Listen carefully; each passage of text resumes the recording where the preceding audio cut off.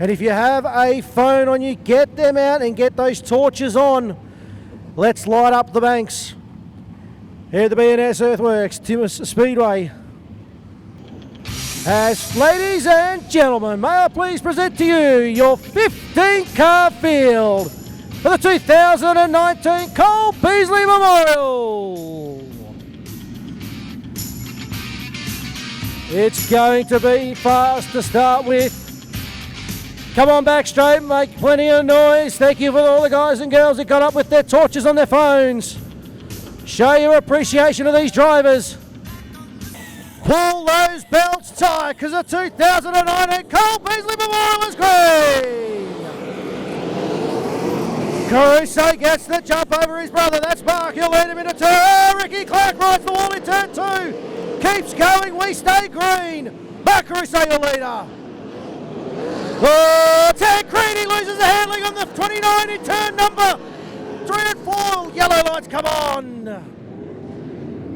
Well, very similar to what happened at Murray Bridge Speedway a few weeks ago. Tancredi was using the high line in Murray Bridge and he just lost the handling on the 29.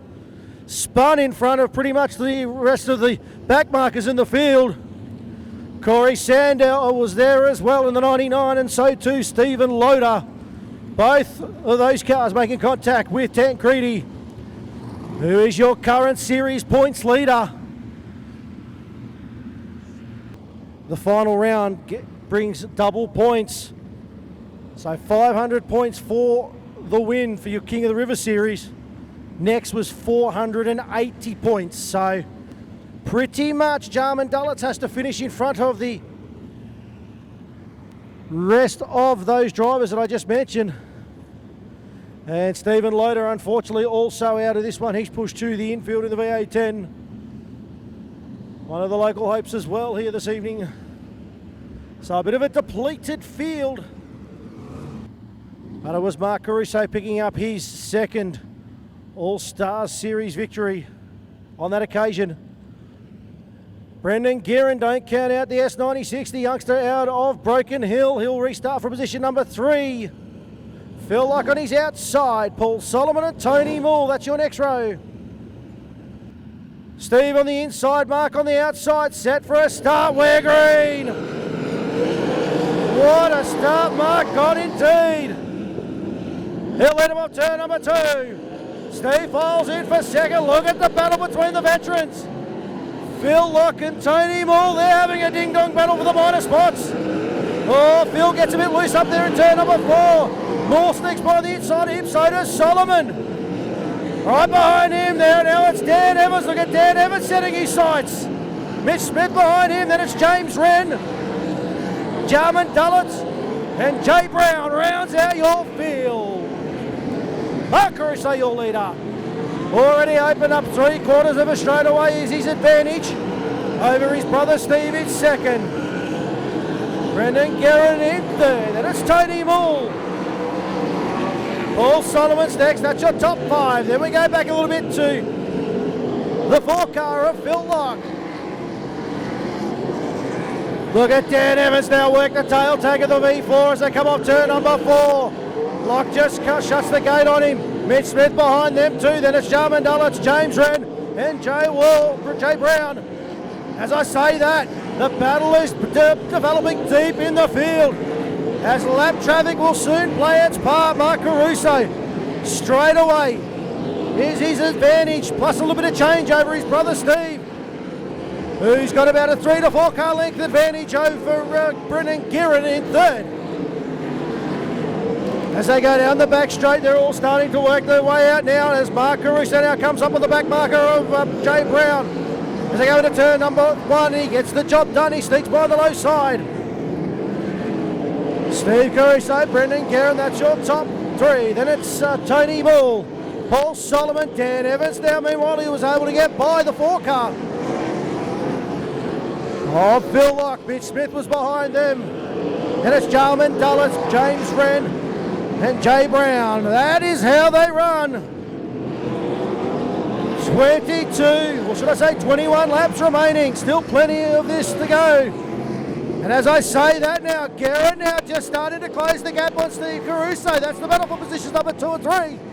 As they run through turn number 3 and 4 this time.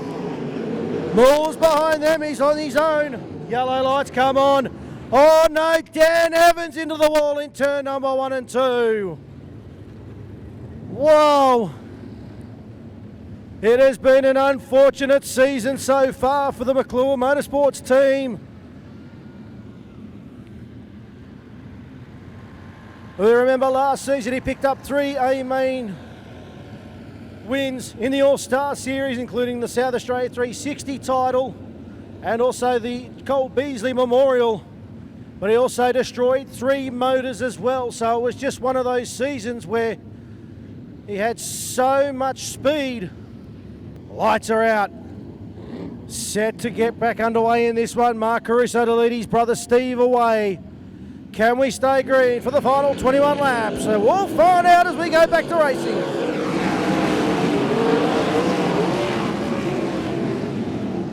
Oh, Tony Moore bounces his way through turn number 1 and 2. Loses a position as we speak. Paul Solomon stuck on the inside of him. The battle is now starting to deepen for positions number 2 and 3 between Steve Caruso and Brendan Guerin. Look at Guerin now. He's all over the tail tag of the 10 in turn number 3 and 4. Mark Caruso out in the leaders, open up, sped away. Paul Solomon still sitting in 4th position. Then it's Tony Moore. Phil Lockie's next, but he's under immense pressure from the 75 of Mitch Smith as they run through turn number 3 and 4. Jarman Dulles, James Wren and Jay Brown. That's how they run. 19 laps remain in this one. As Mitch Smith got very loose off turn number 2, he went through the infield, had to get out of the gas. And this is where Jarman Dulles now has a look on the outside of him. Just got squeezed against the fence, had to get out of the gas and let Smith through. That's for the battle of the minor spots. Meanwhile, Mark Caruso off to the races in this one. A complete straightaway is his advantage over his brother Steve in second. He has Brendan Guerin right there behind him. Lap starting to wind down in this one. Halfway home in round 5 of the All-Star Series. Mark Caruso still your leader. His brother Steve sits second. Then we go back to Brendan Guerin. Paul Solomon is next. And it's Tony Moore, Phil Locke, Mitch Smith. Then a bit ding-dong battle between Jarman Dulles and James Wren. That's for the minor spots. Trading a bit of real estate with each other.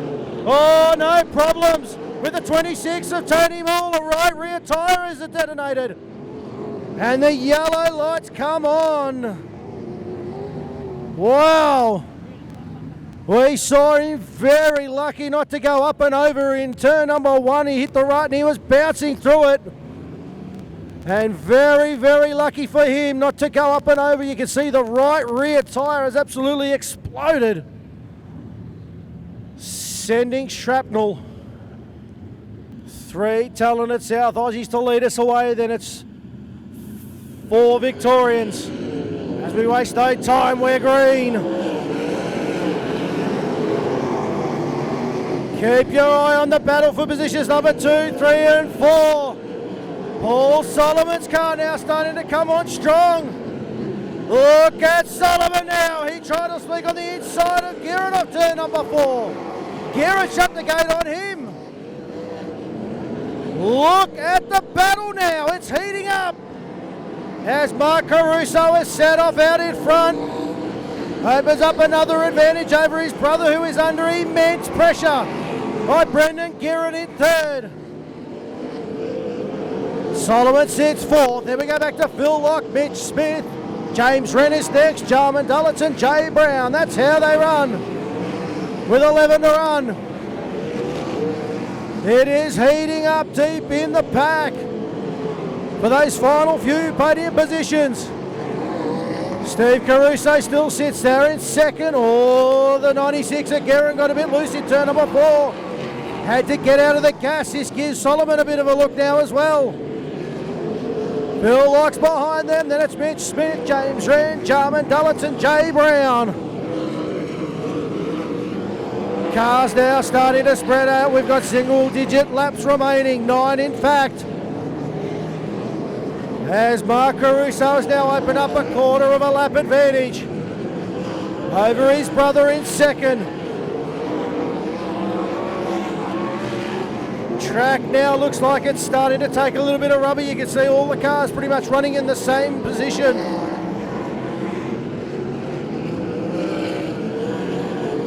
Into turn number 1 and 2. Mark Caruso doing a nice job out in the front. His brother now has started to open up a bit of an advantage over Guerin in third. Who in turn is about 4 to 5 car lengths over Solomon in fourth. About the same back to the 4 car of Locke. And it's Mitch Smith, James Wren, Jarman Dullitz and Jay Brown. 4 to run this time by in the Cole Beasley Classic for Mark Caruso.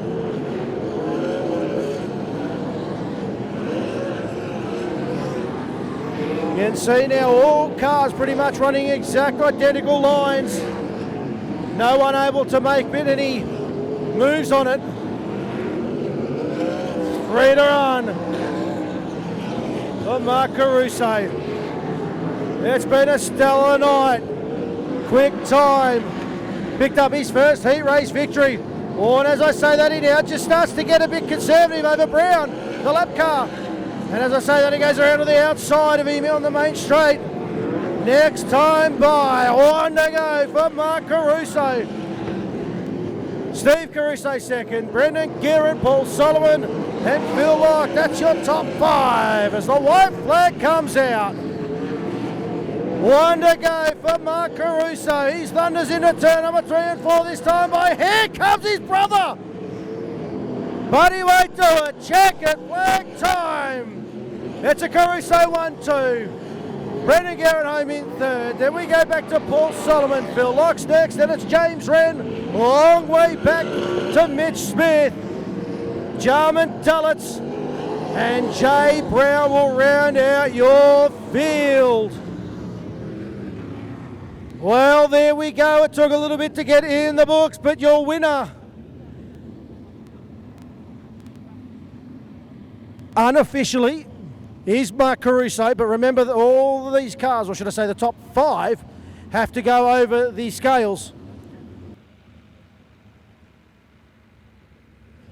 Come on, Timmis Speedway, put your hands together for him. Your winner here tonight, as he does the Polish victory lap. They had absolutely nothing for him in this one. Come on back straight, make plenty of noise. Put your hands together, show your appreciation for your winner. Mark Caruso here picks up his first All-Star Series A main win tonight for this season. Miami set the Quick Time Award, picked up his opening heat race victory. High points man, and led from go to woe.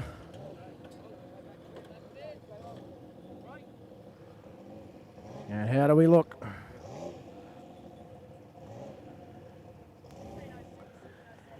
And all clear, folks. It is official. Your 2019 Cole Beasley Memorial winner, Mark Caruso.